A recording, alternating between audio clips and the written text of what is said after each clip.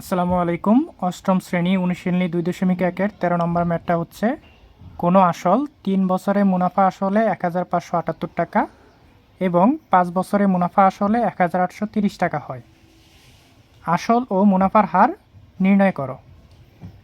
তাহলে এখানে বলে দিয়েছে কোনো আসল, যে আসলটা দেয়া নেই, সেটা 3 বছরে মুনাফা আর আসল মিলে হয় 1578 টাকা এবং সেই আসলটা 5 বছরে মুনাফা আর আসল মিলে হয় 1830 টাকা। তাহলে এখানে বলছে আসল ও মুনাফার হার বের করার জন্য। তাহলে এখানে প্রশ্ন থেকে দেখা যায় যে আসল আর মুনাফা মিলে 5 বছরে এটা হয় হচ্ছে 1830 টাকা এবং আসল আর মুনাফা মিলে 3 বছরে এটা হয় হচ্ছে 1578 টাকা।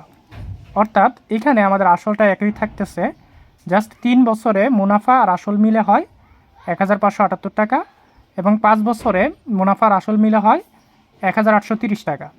তাহলে এখান থেকে আমরা লিখতে পারি যে আসল প্লাস 5 বছরের মুনাফা ইকুয়াল টু 1830 টাকা, আবার আসল প্লাস 3 বছরের মুনাফা ইকুয়াল টু 1578 টাকা। যদি এটাকে বিয়োগ করে দেই তাহলে এখানে আসল আসল কাটা যায়, 5 থেকে 3 বাদ দিলে এখানে 2 বছরের মুনাফা থাকে এবং 1830 টাকা থেকে যদি আমরা 1578 টাকা মাইনাস করে দেই তাহলে এখানে চলে আসে 252 টাকা। অর্থাৎ 2 বছরের মুনাফা চলে আসে 252 টাকা।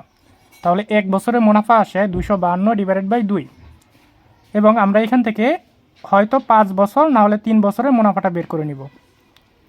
তাহলে এখান থেকে আমরা 5 বছরের মুনাফাটা বের করে নিলাম। 5 বছরের মুনাফা ইকুয়াল টু 252 গুণ 5/2। তাহলে 2 দ্বারা যদি 252কে ডিভাইড করি তাহলে এখানে চলে আসে 126। 126-এর সাথে 5 গুণ করে দিলে চলে আসে 630 টাকা। অর্থাৎ এখানে আমাদের 5 বছরের মুনাফাটা চলে আসলো 630 টাকা।